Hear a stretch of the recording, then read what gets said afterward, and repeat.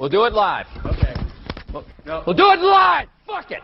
Do it live. I'll write it and we'll do it live. Right. Fucking thing sucks. In 5, 4, 3.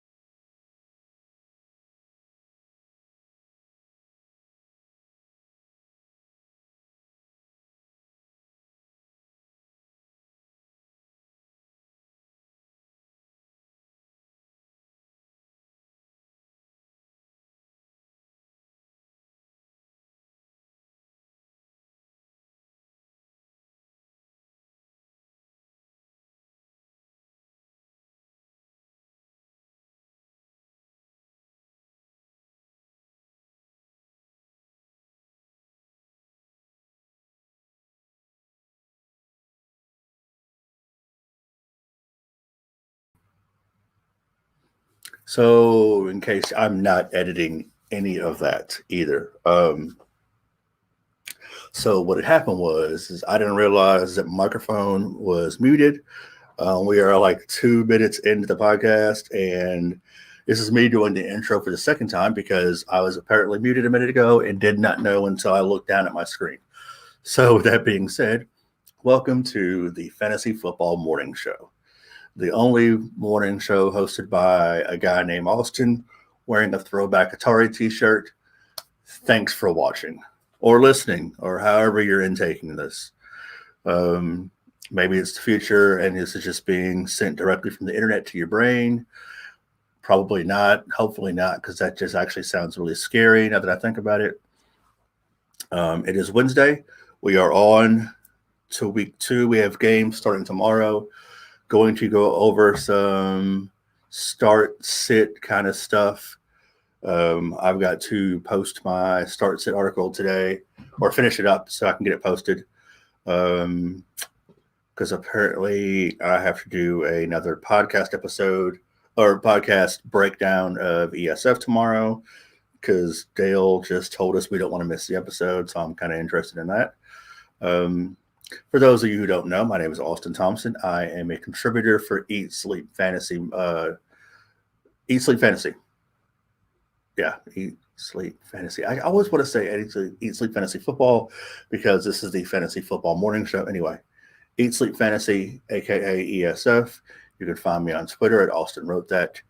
I'm a contributor for Eat Sleep Fantasy, and a lot of the articles that I do will be posted over there. I'll reference some things here.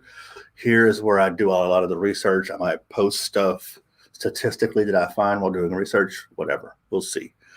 This is a work in progress per the usual. So, yeah. I'm going to break down today. This week, I will be doing some DFS stuff. I'm going to break down my the way. One of the things that I enjoy when I watch podcasts is occasionally there are people out there who break things down and tell you how they do things. It doesn't make you want to do the things, but it's kind of nice to have the insight into the process. So for start sits, essentially what I do is I break down the best defenses and the best and worst defenses. And then I'll go back in to find players that have any really good stats. You know, if a team, if a running back has done really good over the last 2 weeks, there's a chance he'll do good the third week also. So breaking down player trends is one thing, but also if you're just looking and breaking down the player matchups, that can give you some insight into who it is you don't want to play. Some players are matchup proof. A lot of players are not. So that's just kind of a basic breakdown of how I go into the week. So, in case you did not know, the best defenses last week were top 5: Arizona, New Orleans, Pittsburgh, San Francisco, and Philadelphia. I personally believe in 4 of the 5 season long. I mean, did they do great last week? Yes, they did. I just, as far as being a sustainable top 5 defense, I'm not sure how confident that I am in Philadelphia. Now, of course, as always, injuries are going to be a factor, so we'll have to watch and see how that goes throughout the week. But with that being said, of those top 5, the only one I did not come into the week thinking would do what they did was Philadelphia. And this is also, we're talking about fantasy points, which is all we really care about because this is a fantasy football show. You have to take into account that real world NFL stuff versus fantasy football stuff is 2 different things. So as far as fantasy points, I guess is a better way of putting it. Those are the top 5 defenses, followed up by Carolina, Denver, Los Angeles, Houston, and Washington. Of that 5, I feel like Houston is the complete outlier.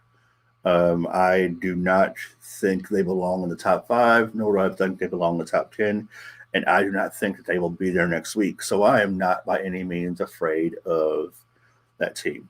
Now, Houston, let me say, I think will not be a top 10 defense. Philadelphia could be. So there's that. On the polar opposite side of things, we have the absolute worst defenses last week: Green Bay, Jacksonville, Atlanta, Chicago, Tennessee. The back half of the top 10 ends up being Cleveland, Detroit, Tampa Bay, Buffalo, and New York. I think New York will probably be a top 5 bad defense this week. I do not think that Green Bay will be in the top 5. They may still be in the top 10. They've got some growing pains. They have some things they have to work through. It's only week 2 of the season, people. So you're going to have people get used to assignments. You're going to have people getting used to new positions possibly. And there's cohesion. One of the things I think people don't realize is everybody hates the preseason because it doesn't count, doesn't matter for anything. Well, it does to me as far as playing together. It'd be like if your high school football team didn't have football practice all summer. They just said, hey, first week of school, we're going to have a game that Friday. You guys just show up on Monday. We'll go through practice Monday, Tuesday, Wednesday. We'll do a light practice on Thursday, and we'll play a game on Friday. Any team that did that would get the crap beat out of them, and I think we all expect that. So even though we hate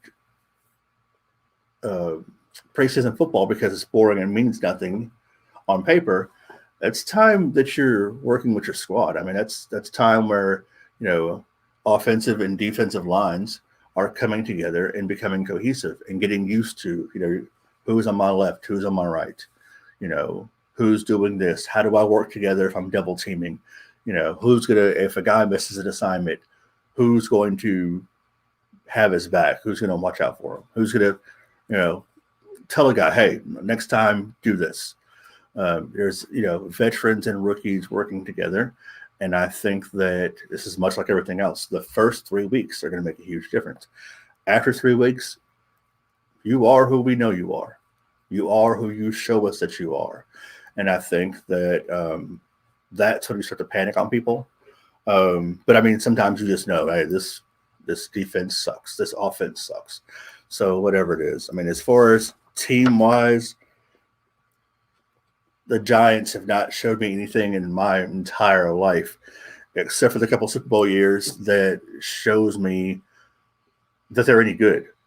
So I don't think the Giants are going to be any good this year. So I'm willing to put them in the top 5 or 10 bad defenses for this year until they show me different. Tennessee Titans, I do not think they are that bad of a defense. It's just a cohesion thing. If they show me in the next weeks that I'm wrong, then I know that I'm wrong. Green Bay, I don't think they're the absolute worst defense in football, but they sure as hell were last week. The they earned it. They went out there and completely shit the bed. So, they kind of have to deal with it. But I don't think they're going to continue to do it. I think they may have some struggles this week, but I don't think it'll be near as bad as it was last week. So there's that.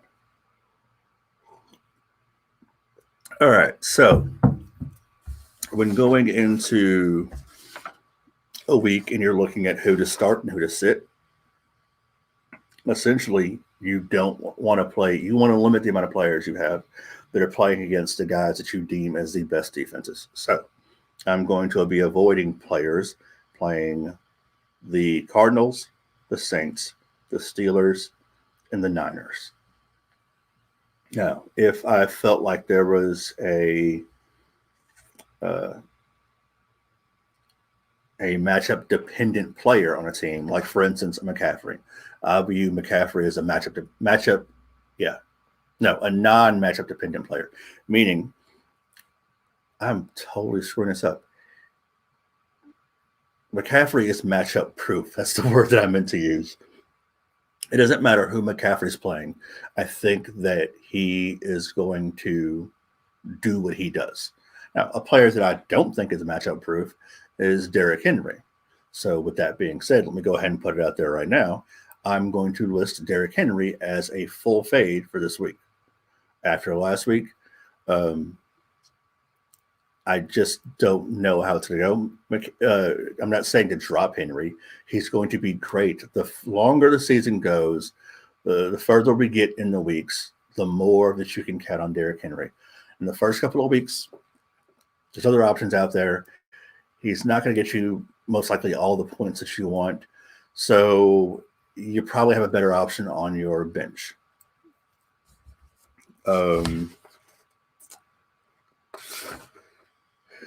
As far as the worst defenses, Atlanta is going to suck again this week, so play players against them. Chicago, I'm hoping gets better, but I have to be honest, I'm a Chicago Bears fan, so there is a remote amount of bias in there for me. Jacksonville is great to target.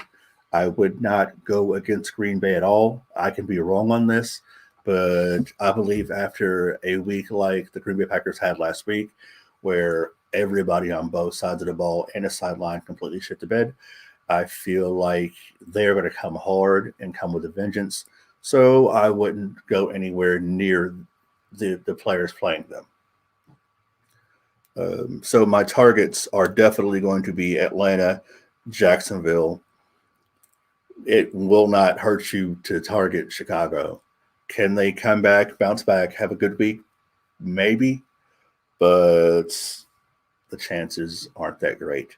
Tennessee Titans, I believe, there's no way Vrabel's going to let them do that again. So they are a defense that I don't want to go against. I think you can thoroughly attack Cleveland's defense. Tampa Bay's, don't. I'm out on. I believe Tampa Bay's defense come back.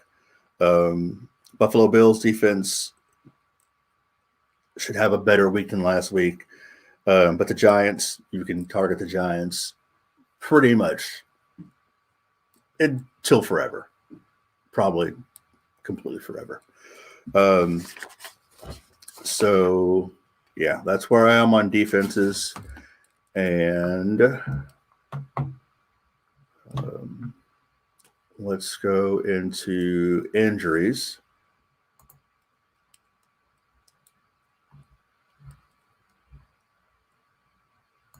If you are ever looking for a Twitter hack on injury fines, if you can follow me at Austin Wrote That on Twitter, you can go to my list. I have a list called Injury Reports, and it contains Matthew Betts, Adam Schefter, and Stephania Bell, the three people that I deem pretty much top-notch as far as their accuracy and speed of putting stuff out there. So let's see.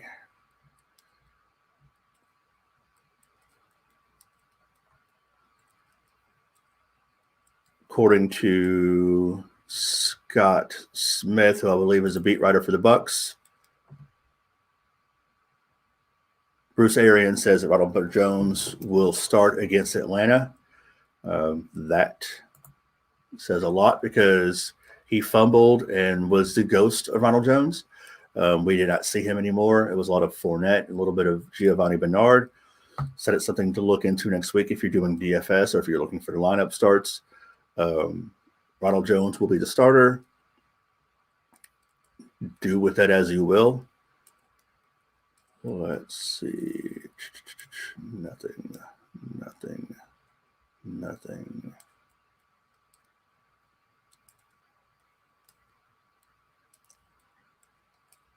This is interesting, but not injury related. An announcement will be made during the halftime of Thursday night's Giants-Washington game that will involve the future of Hard Knocks, per a league source.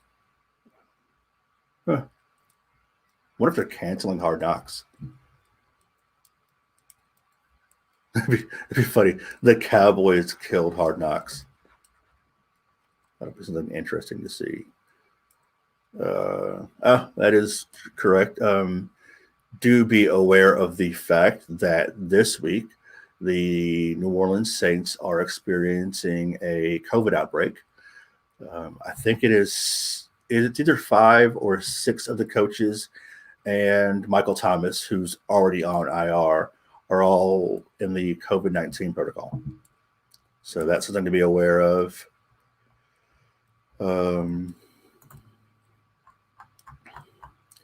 Something else I want to put out there as far as starts and sits. Starts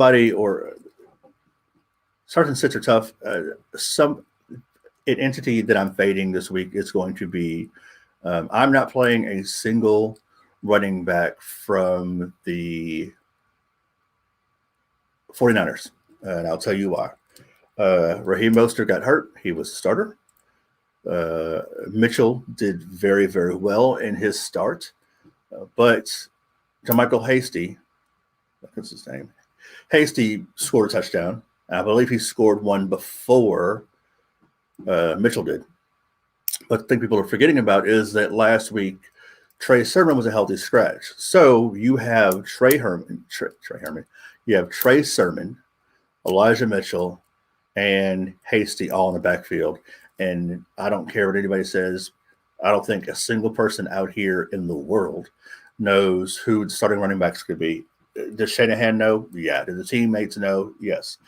Everybody over there knows, but you don't know who's going to get a majority of the play. So I am afraid that it's going to be a 3-person committee. And in fantasy football, the one thing you do not want is a 3-person committee at any position. So I personally am going to fade the shit out of the Niners running backs this week. What else is there?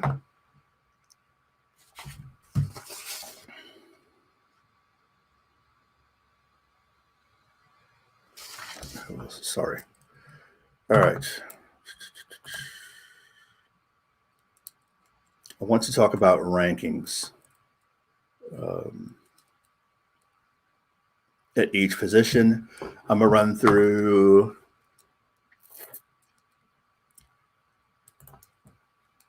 this week's my quarterback picks. I'll go through my top 5 quarterback picks for this week. Top 5 running back picks, receivers, tight ends. I'm not even going to go. I've already talked about defenses, and I'm not going to worry about kickers because kickers are tough. So this week, my top 5 running backs, as of right now, before depending on information that goes from here on out,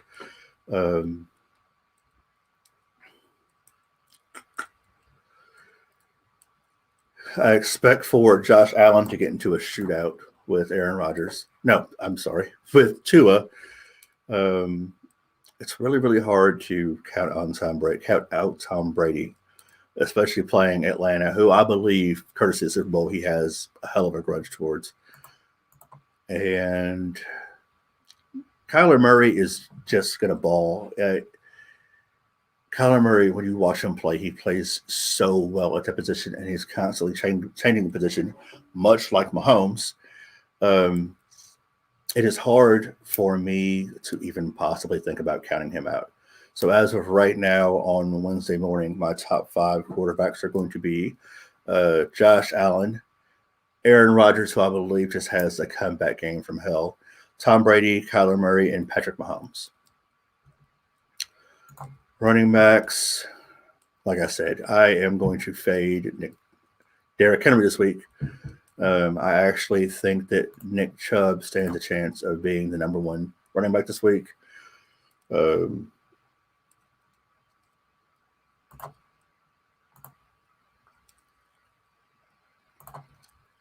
I think I want to go with Mixon at 2 versus Chicago. McCaffrey at 3, Dalvin Cook at 4, and Kamara at 5. I really want to think that Aaron Jones will also have a good week this week. I don't think I'll have a bad week, but I don't think that he'll have as good a week as Aaron Rodgers. So that's why I don't have him in my top 5 this week. And Saquon playing on Thursday at Washington. I've got no faith. There's nothing about the Washington football. Nothing about the Washington football team that just really, really scares me. It's just they're solid at every position except for quarterback. This week the biggest quarterback Washington has is Taylor Heineke at quarterback. So, they've shown he can keep them in there. And the Giants just look bad. This is the make or break year, in my opinion, for Daniel Jones. And I think that affects Saquon a lot. So I can't go any. If you have Saquon on your roster, you play him unless you have a better option. But yeah, no, I can't put Saquon in top 5 this week. And Zeke is just barely outside of it at 6. Wide receivers, I think this week we proved that, and it's early also.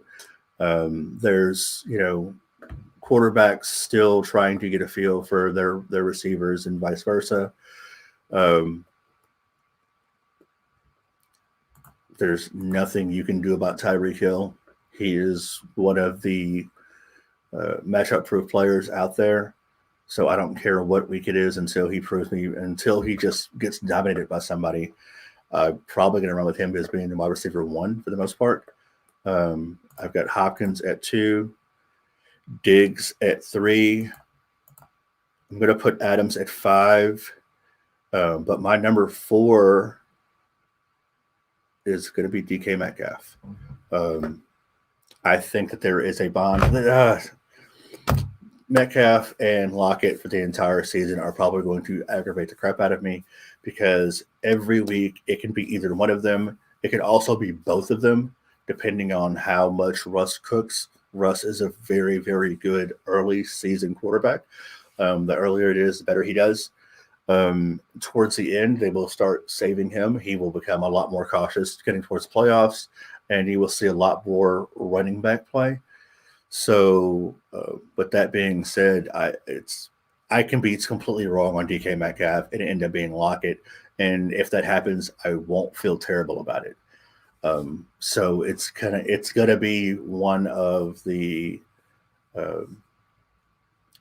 Seahawks receivers, and it could very well be 2 of them in the top 10. Julio Jones as a receiver, I like him. I think he's playing the game well. He's doing things, but until the offense of the Titans gets straight and there gets a little bit of cohesion between him and Tannehill, I can't put him in the top 10. Tight ends, TJ Hawkinson's my number 1 tight end. I don't care. He is the number 1 receiver. He is the only viable receiver as of right now on the Detroit Lions. So that's the reason I could put Hawkinson above Kelsey. Kelsey is my number 2. Waller is my number 3. Mark Andrews is out of my top 5. He may end up out of my top 10 by the end of the week with my rankings. And I'm going to put Logan Thomas in there behind Waller.